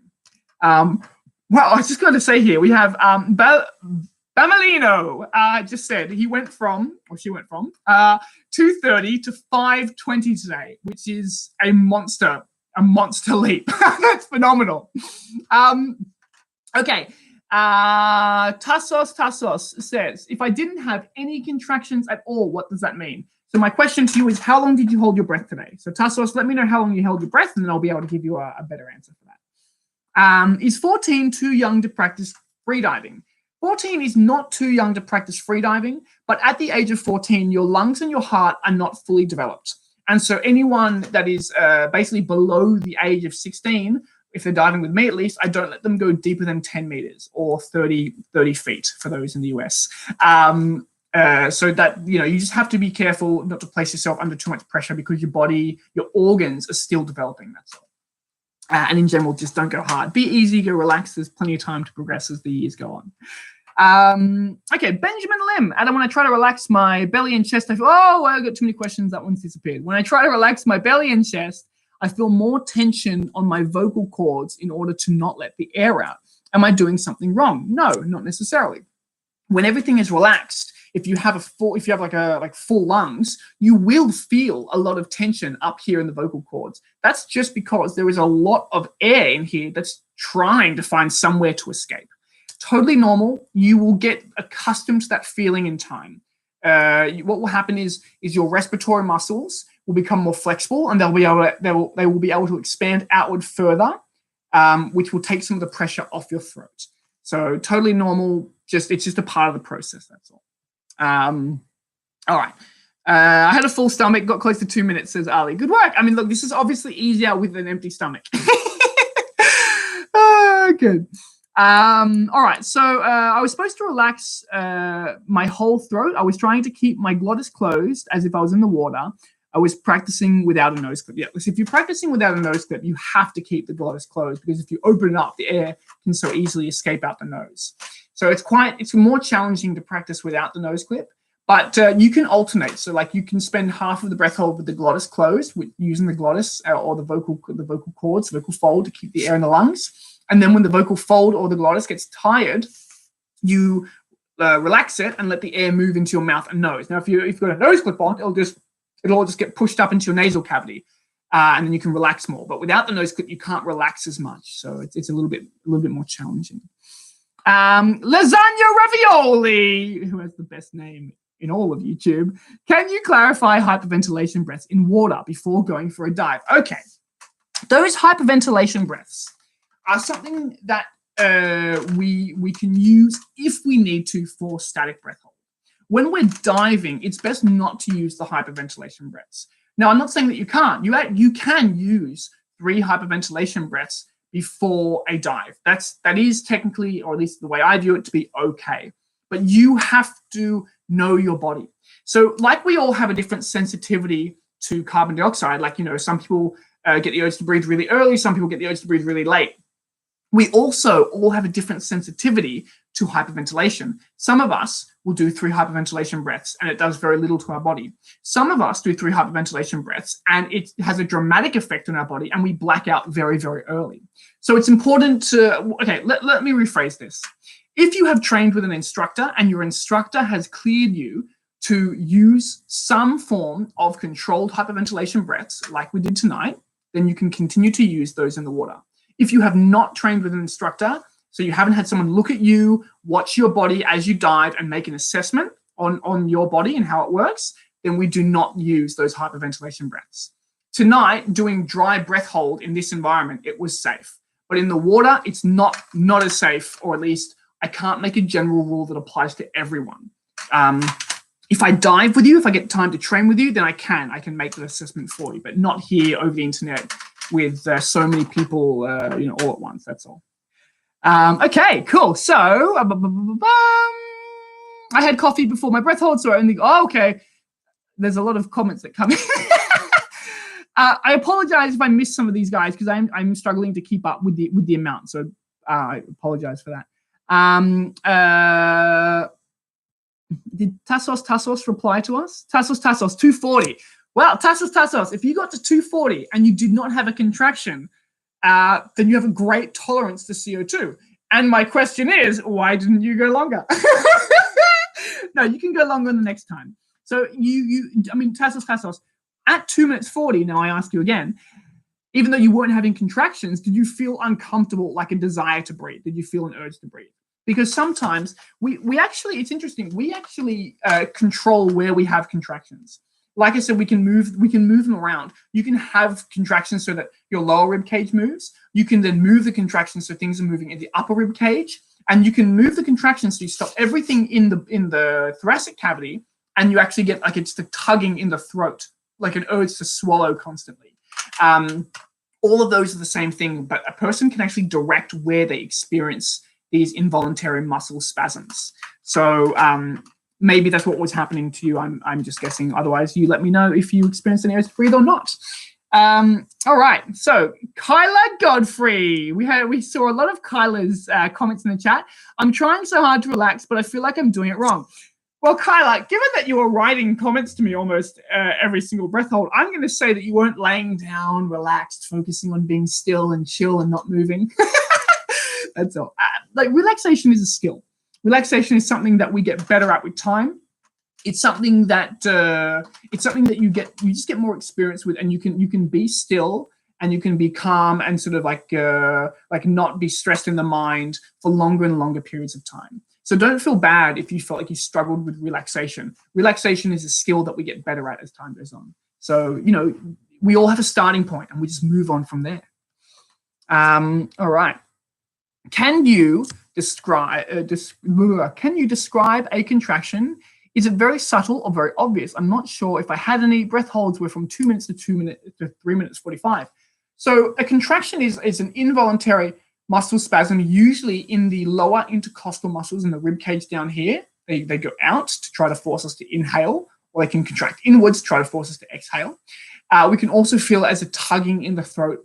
A contraction is accompanied by an urge or a desire to breathe. So we get them at the same time. They can be, usually in the beginning, they're quite gentle and soft, and they get stronger and faster and big the further we go along in our breath hold. Okay. Can you explain your hyperventilation breaths? My hyperventilation breaths are purely designed so that you are able to, okay, let me rephrase this. The static breath hold is the only freediving discipline in which people have like high-level freedivers achieve their best results with hyperventilation. For depths, for diving, and for dynamic and everything else, there is no hyperventilation because it diminishes your performance too much. But for static, it can actually increase a person's performance. Now, I won't go into the details of why that happens right now, but I was getting you guys to hyperventilate here a little bit so that you would have a slightly easier time with the breath holds and basically just have more fun and feel more encouraged. That was it. 3 hyperventilation breaths like we were just doing then is very, very mild hyperventilation. So that's why I felt comfortable doing it with a large group like you guys. All right. Here we go. Caspine, how do I fight the urge to poop deep into the breath hold? It's worse than the contractions for me. Yeah, I know, man. Okay, so you need to poo and wee. You need to go and empty everything out before you start your breath holds. So when I do this, I always do this in the morning. I wake up and I start doing that stretching that we did, the breathing stretching and the stomach vacuums, because that makes you need to go. And then I go to the toilet, I empty everything out, and then I begin. You need to be empty. Otherwise, you got to stop. Like, you know, I mean, I don't know. Like, some people are able to just like clench and just, you know, bite down and go. I've never been able to do that. When I got to go, I got to go. And so when I am in the middle of a breath holding session like that and I have to poo, I go and poo and I just come back and resume it again. Oh, good. Okay. My thing just scroll down to the end, so I think I missed a few, but I've got Chloe Lynn here. Chloe Lynn, who's one of our favorite patrons, who is there at all of our breath holding workouts and is an absolute legend. Says, so hyperventilation breath is okay for me. During last year at Deep Week, my contractions showed up around 1 minute. And then one of my instructors suggested I do 3 hyperventilation breaths before the dive. Yes, absolutely, Chloe. So if I was in the position of your instructor as well, and you were having contractions at 1 minute, I would suggest that you also do a little bit of hyperventilation. So yes, I think it's totally fine for you, Chloe. Definitely. Jürgen Toad, is cardio the best way to train out of the water, or does practicing breath holds whilst comfortable help more if you had to pick one way to train? Okay, so doing cardio does not train your breath holding ability. Doing cardio makes you fit, which can have some roll-on effects to making you a better breath holder. But in general, doing cardio, going to the gym, these are supplementary things that can help us be better at breath holding. But the only real thing that makes us better at breath holding is breath holding. Diving, holding our breath, doing static, doing apnea walks around the house, all that kind of jazz. So we really, if our goal is to get better at freediving, if our goal is to be a better breath holder or to get better at spearfishing, whatever we're doing, then we should be doing regular breath holds. Like, you know, we should be doing them 3 times a week, every Monday, Wednesday, and Friday at Adam's Patreon, hashtag, you know, plug. Sorry. All right. For some reason, I feel really hot when I hold my breath. Yes. Now, feeling really warm, especially in the face. The crossbow man, I'm assuming this was also you're feeling this in the face. This is part of something called the Bohr effect, or the body's hypercapnic response. This is when you have a large amount of carbon dioxide or CO2 building up in the body. And what it actually triggers the body to do is to redirect blood away from the extremities to the core, to the organs, and to the brain. So what you were feeling, the reason why you were feeling hot, and maybe especially in the face, was because literally more blood was being directed to your head. And so you were feeling the effects of having more blood in the face because it was trying to get more blood to the brain. That's right. Look at Brandon. Everyone watch Brandon's comments, because Brandon is also a long-time patron who comes to all my workouts, and he knows all this stuff already. So look at him. He's answering my stuff before I get the chance to, which is amazing. What have we got here? Pablo. Hello, Adam. I'm from Spain. I normally start with the contractions at 1 minute 30.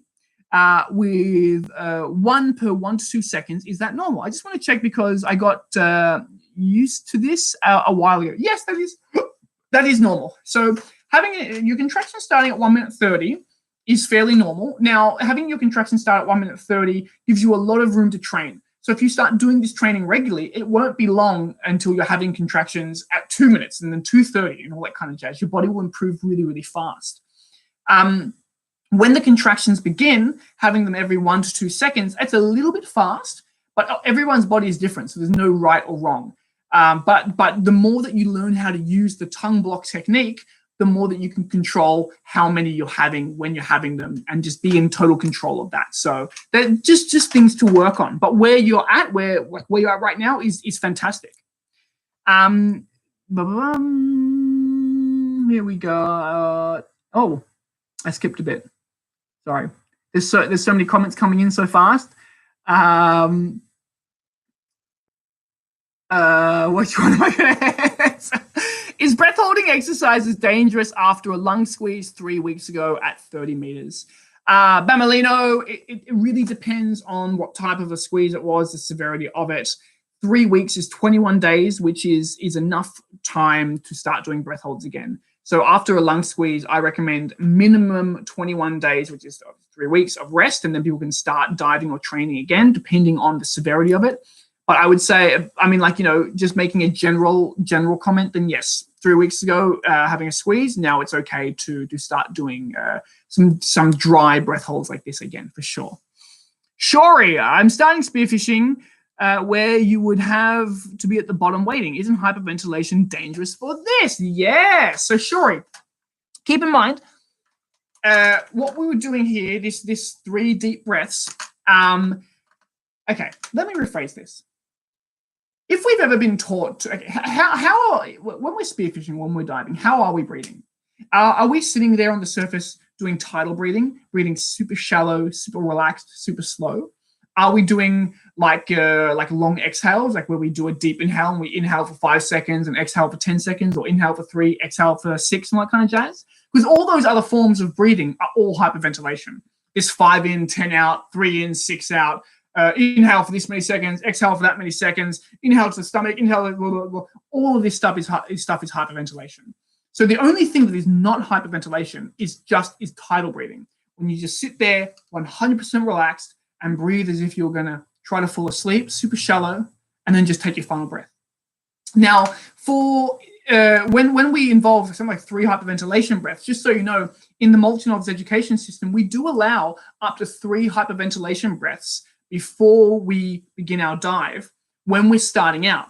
Now, the deeper we go, like when we start diving down to 20 meters, 30 meters, 40 meters, we start taking away those hyperventilation breaths. But I was running this workout tonight as if we were all beginners and we all needed a little bit of assistance. So it's going to be something that you decide for yourself.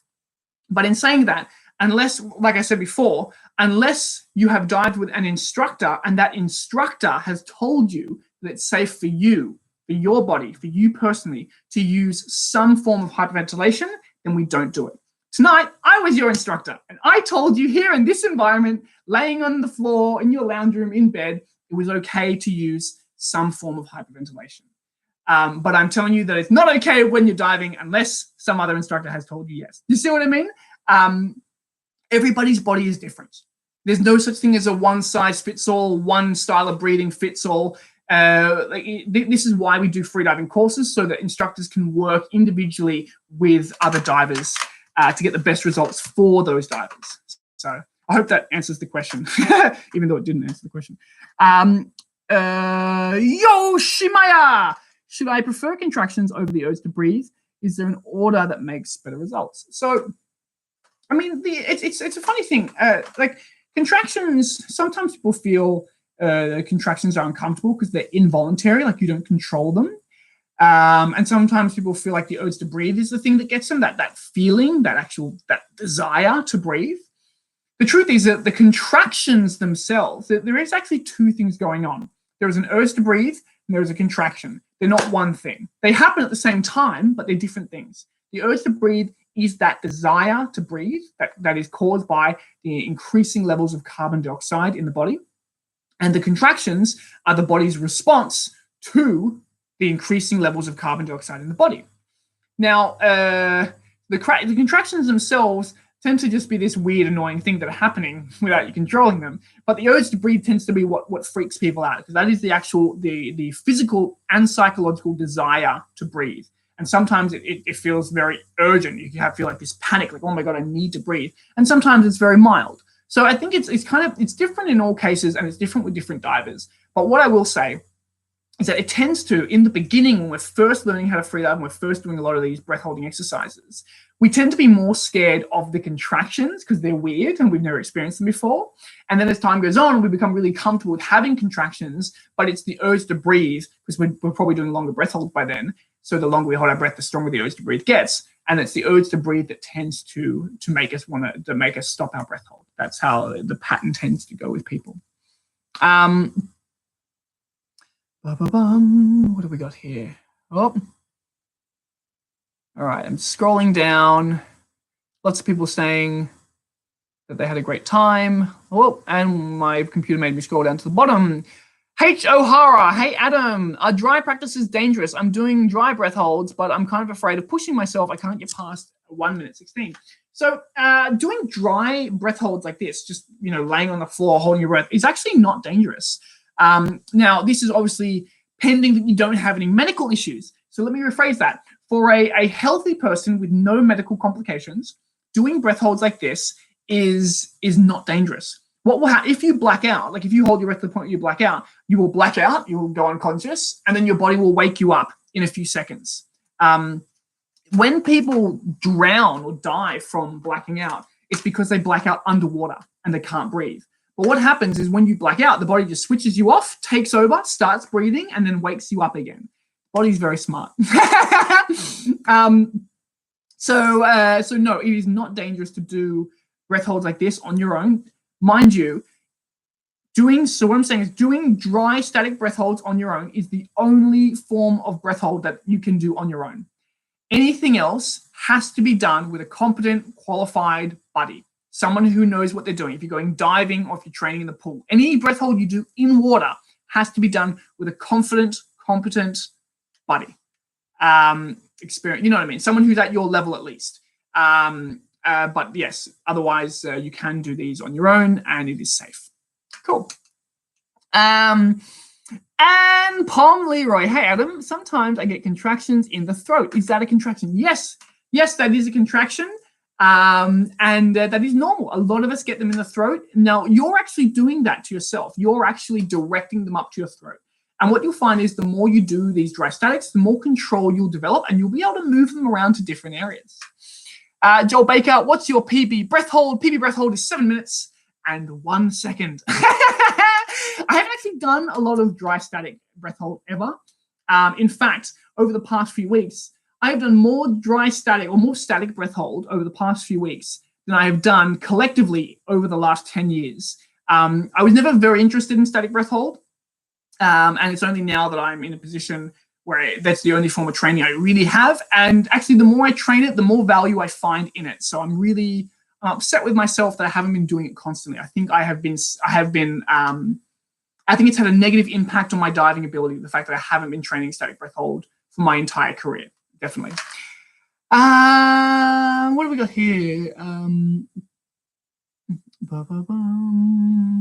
Brandon, you're the best. Brandon is answering so many questions that I do not have a chance to get to. Can everyone just give 10 points to Brandon? All right, Jay Galloway. I can now get a little past 2 minutes before the contractions. Now, I just started training last week, but my problem is my contractions are violent, like I'm going to throw up. Do you have any suggestions for this? So, you know, Jay, I had that exact same problem when I first started freediving. I used to get violent and early contractions. And the way that I dealt with those is by doing a lot of breath holds where I held my breath only to when the contractions begun. And so I spent a lot of time training exercises where I was focused on how long I can hold my breath without getting a contraction or the urge to breathe. And then when I felt comfortable doing that, I started to allow myself to say, okay, well, now I'm going to have 3 contractions. Now I'm going to have 5 contractions. Now I'm going to have 10 contractions. And then as time went on, I got more control and they became less severe and it became better. But if you are having this issue, I'm giving 10 points to Brandon. If you are having that issue, you can do, for example, this would be a great workout for you, Jay. Do 10 breath holds where you start to breathe the second you get the first urge to breathe or contraction. So you hold your breath only until it begins, and the focus is using relaxation and stillness to increase the period of time before you get any urge to breathe or any contractions.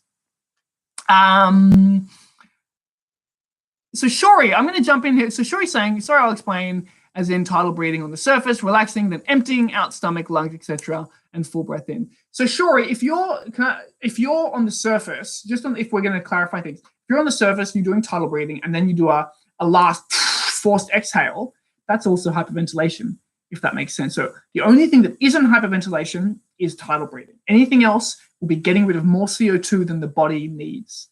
That is optimal for the body for the best breath hold that we can do. So, Shori, do you have you done a freediving course before, or do you have access to training with an instructor or something along those lines? I know we're also in a weird position now with COVID. Dylan says, hope you get to my question, but I have to make dinner. Cheers. Sorry, Dylan. I think your question. I think because there's so many coming through. I can only see like the last maybe 10 in the thing, so I don't know where it is. Sorry, bro. I'll get to. You can always write to me on Instagram or Facebook or something like that, and I'll get back to you later on. Francesco. Adam, thanks for the tips. Usually before every training session, Static, I do 2 to 3 breath holds to warm the body up and to get used to carbon dioxide, nitrous oxide, carbon dioxide. Do you have any other good tips to warm up before training? So, Francesco, there are so many things you can do to warm up the body. And one of the things I have been doing with the Patreon group is for the past 2 weeks, before every breath holding session, we've been throwing in a new element to our warm-up to see which ones that we like and which ones that we don't like. Now, I suppose like what you've asked is kind of a big question, to be honest, because there are so many things that you can use to warm up the body, and there are so many little like there's so many elements to getting the body ready for a bigger breath hold, or getting the body ready for a maximum breath hold. But in general, if you're doing 2 to 3 breath holds to warm up, that's fantastic. I would also incorporate, if you're in the water, I'd incorporate some facial immersion, breathing with your snorkel, with your face in the water, to get some water flowing over the skin in your face. And, oh, he's got a lot of comments.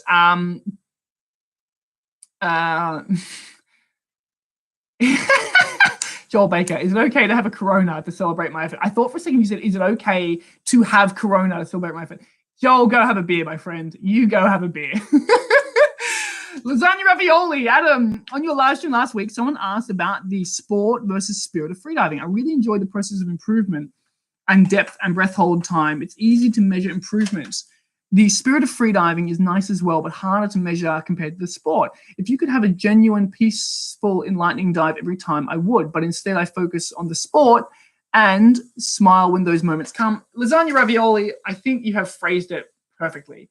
In freediving, we always try to have the perfect dive, but that's not going to happen all the time. We're also constantly trying to improve. And sometimes, most of the time, improving in freediving requires us staying inside the comfort zone to have great experiences, and that carries us forward. But sometimes we venture out of the comfort zone. Sometimes we push ourselves, and that's okay as well. So you have phrased things perfectly, absolutely perfectly. Shori says, my question, we don't have any of them here. I'm a qualified scuba diver for the fire service. So Shori, my question comes is I'd like to know what the safest breathe up prior to a dive down for aspeto. I don't know what aspeto is, Shori, but I'm going to assume it's a fish. So my answer to you, Shori, then is tidal breathing. So when you're on the surface, Shori, you're just going to be breathing as if you're trying to fall asleep. Don't empty your lungs out before the final breath. Don't do anything. Literally just breathe as shallow as you can, as relaxed as you can. Breathe passively. Try not to even think about your breathing, right? Try to let your body take over your breathing. And then when you're ready, take your final breath and go. That's the safest way, for sure. Okay. Chloe, how can we stop swallowing, please? The urge to swallow mostly comes with contractions or close to the urge to breathe. Last week with you, the swallowing shows up when I use the tongue block. Okay. Chloe, what I'm going to recommend you do, the next time you begin to have the urge to breathe, what I want you to do is this. I want you to close your throat. I want you to open your mouth. Just slow, like slightly. You don't have to be like, just open it slightly. And I want you to relax your intercostal muscles. And what you're going to find is the urge, the contractions. Oh no, once I got a sneeze coming on, everyone's going to think I've got the Rona. The contractions are going to move down to your intercostals and happen down here, and that will stop you from needing to swallow. The funny thing is that the urge to swallow is also it's similar, or like the reason why you're getting the urge to swallow is because you are partially applying the tongue block technique. So you're doing it well enough that you're not going to be having contractions down there, but you're going to have a tugging in the throat and an urge to swallow, which is stopping you from having them there. So that's what I'm going to recommend for you next time you do this. Close the glottis or close the vocal fold, open the mouth, and then try to let them roll on in the ribs, not in the throat, and see how that feels. Can a bodybuilder freedive well, or is it generally better to have less muscle mass as a freediver, conserve more oxygen?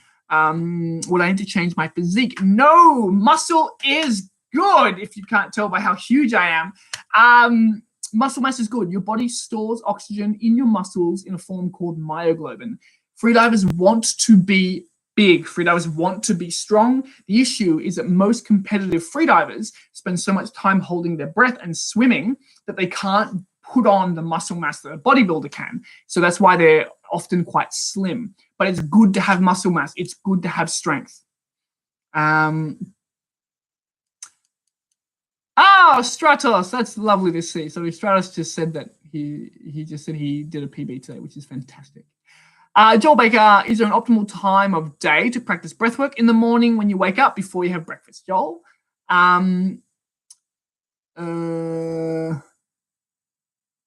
Okay, cool, Shori, good. I'm glad it all makes sense. I know there's a lot of techniques out there for different reasons, and a lot of instructors will talk about different techniques that apply to different situations. But the truth is if we're going to make like just a statement, like what is the safest style to breathe that gives a person the absolute best performance possible, it's tidal breathing. That's all it is.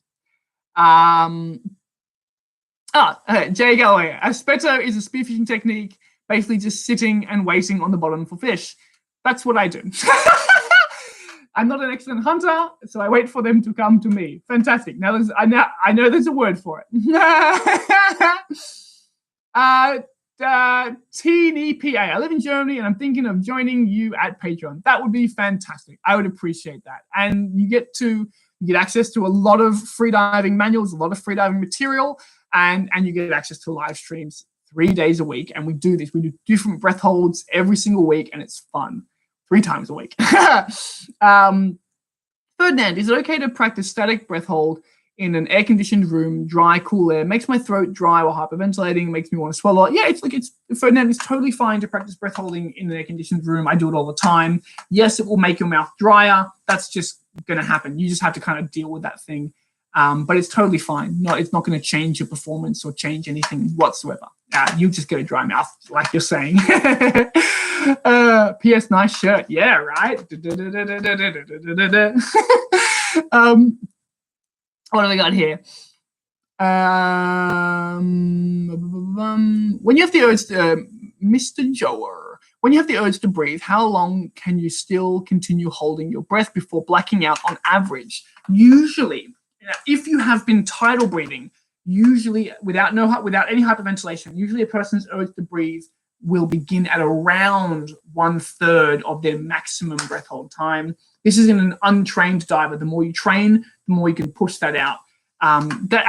You know what? There's really not a real answer for that question, to be honest. Everyone's body is so different. Everyone experiences a different urge to breathe, a different time before their urge to breathe, for different styles of breathing before their breath holds. There's really not a definitive answer for that question. I'm sorry. Yeah. Dominic, what do you think of holding without breath technique? Oh, so Dominic is asking, I think here, what do I think about doing what were like empty lung breath holds, like exhaling and then holding your breath? They're fantastic. Doing exhale breath holds are fantastic, but they're for different kinds of things. Usually doing exhale breath holds is about doing targeted hypoxic training. So getting you accustomed to low oxygen really, really fast, because obviously if you're doing your breath holds with a lot less oxygen in the lungs, then you're going to run out of it really early. The live streams start at the same time. The live streams, most of the live streams are at 5 p.m. Sydney time, so when this one was. Then I also do some of them in the morning at 9 a.m. so that people, my time, so that some of them in the States can join, and I also have a European time. So we do most of them at this time, but then I change the time around so that people in the States and Europeans can also join in, and then all the videos get saved. Like this video will be saved on my YouTube. All the videos get saved at Patreon, so you can watch them all later. You know, even if you're not there live, they're all there, so you can just follow it along afterwards.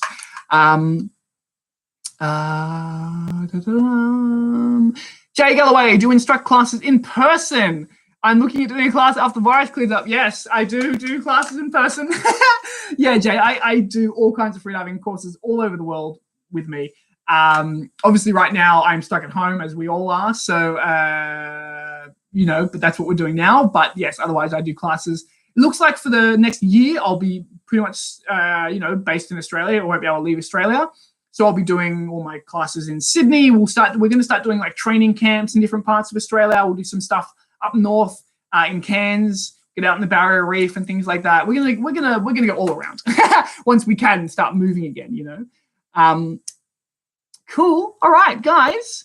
I think it's been almost 2 hours now of me talking to this computer. So I think I might skedaddle.